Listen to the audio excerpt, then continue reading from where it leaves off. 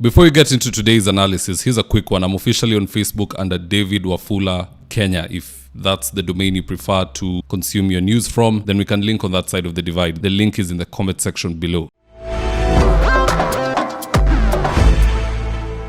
There are three situations that if allowed to play out, Ruto will definitely become a two-term president. The first is this: if Rigathi and Kalonzo continue to argue about sharing the cake in public, then turmoil is all that they can expect. Now, just to put things into perspective, I've recently seen the duo feuding over Nairobi. Apparently, Rigathi claims he was given the rights to field all slots in Nairobi, and that's from governor, senator, women rep, and most of the parliamentary seats. And Kalonzo on the other side is claiming that that is all hearsay. It's rumors. In fact, here's what Rigathi had to say.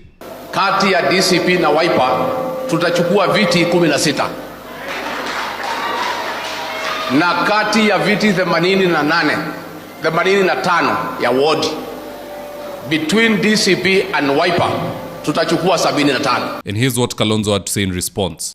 Na wache hii propaganda kusema ati Wiper imeachia DCP vitu vyote Nairobi. Now, where have I seen that same script before? Oh, that's right, in Mbeere North, where Rigathi and Muturi argued about who should field a candidate, and eventually they all lost that election. Wamudende cruised through. Now here we are once again doing the same thing in Nairobi. If opposition leaders don't style up, they will find themselves losing terribly in the next election. Because we all know the saying, mtaka yote hukosa vyote. Decide on who you're fielding, field the candidate. Na yule candidate ambaye hapati nafasi, don't leave them out there in the wild. That is what happened in Mbeere. After Rigathi dropped Mbui and decided to back Karish of DP, no one did anything to try and keep Mbui in the fold. He went on to be snatched by Moses Kuria's CCM, and that is how they lost the election. Another question I would pose is this: where is Muhisa Kitui? It's the second time I'm asking this. Last I saw, he was designated the official spokesperson of the opposition. If you're the official spokesperson, why then are we having Rigathi saying this and Kalonzo saying this? Can't the two agree and then Muhisa should come out and tell us? Even when the results were being announced, everybody in opposition was posting their own things.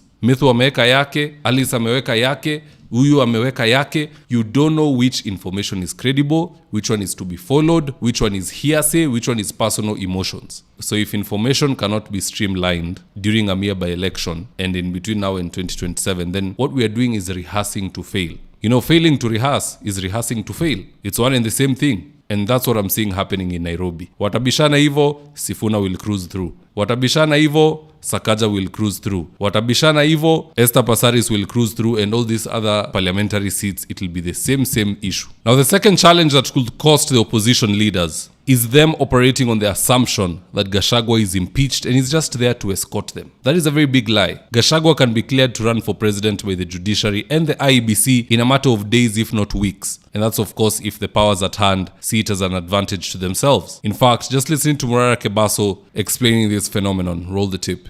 Hii mnaita united opposition, wako united kwa sababu Gashagua hasimami kiti. Akiondoka Kenya, akienda Marekani, wote wanalala. Akirudi upinzani inaamka. Akienda Marekani wanalala wote. Kuna mtu anaweza kuhold hata rally. Akirudi wanaamka. Wanamtegemea. Na wako united kwa sababu kila mtu anaona ako na kura za Wakikuyu na za Mount Kenya ambaye anaweza kupatia mgombea yeyote, lakini yeye hasimami. Ngoja ile siku ambayo Ruto atasaidia Gashagua kushinda zile kesi za kotini, Gashagua aweze kuwa kwamba anaweza kusimama kiti cha urais. Na atashinda hiyo kesi kabla ya 2027. Na akishashinda hiyo kesi, atakubaliwa na hii IBC ya Ruto kukua candidate. Kwa sababu Ruto anataka Gashagua kwa debe, ili uchaguzi iwe rais aishape vile anataka kuishape.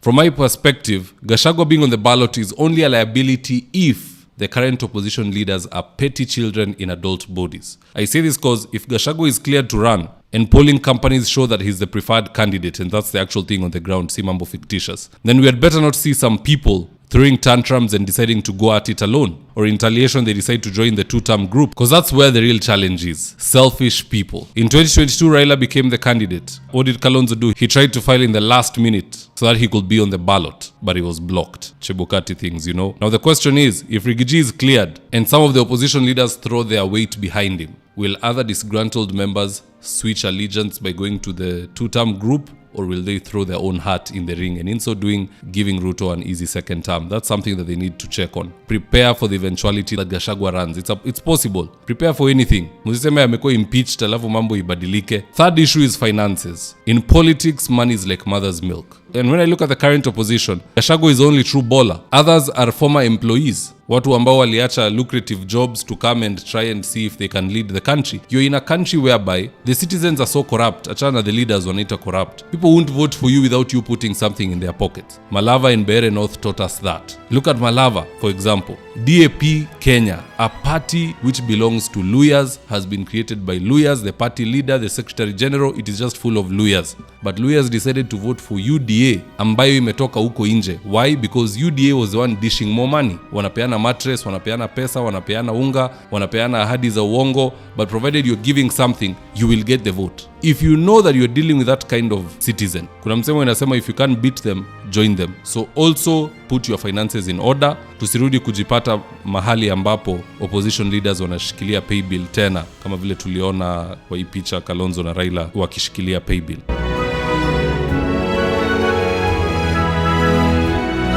Now that's that, guys. Do drop me your comments in the comment section below. Do you feel like the opposition is going off the rails, or are they spot on with their current political activities? Do drop me your comments. I'll do best to read them and to give you a response. And with that, here are today's ads of the day. If you're in need of office partitioning or home interior works, i.e. kitchen cabinets, modern media walls, wall decoration, wainscoting, wardrobes, tiles, bathrooms, window blinds, gypsum and so on, reach out to Suima's Interiors at 07170 443 or info@suimas.co.ke, and they'll get all your needs sorted out. Whatever it may be, all interior works. These guys are the best at it. Are you looking for an easier way to buy or sell anything right from the comfort of your home? With the Gekomba Pure app, you can now do exactly that, all from your phone. To get started, download the Gekomba Pure app from your phone's Play Store or App Store and install it. Join our marketplace by clicking the Create Account button, then complete your registration by choosing a unique username, entering your personal email address, your phone number, and creating a secure password. Just like that, you'll have your Gekomba Pure account ready. To sell on Gekomba Pure, simply upload your products from your gallery. Whether you're selling furniture, electronics, clothes, or even services like spa treatments, hairdressing, car washes, outside catering, and so much more, we've got you covered. Gekomba Pure, where quality costs less. Now, if you're here for the first time, please go on and hit the subscribe button. And if you're watching from a different platform, just head on over to YouTube, search for David Wafula. Hit the subscribe button, you're going to be getting a ton of content of this nature. If politics is something you're passionate about, this is definitely the one channel that you really need to subscribe to. Alright guys, adios.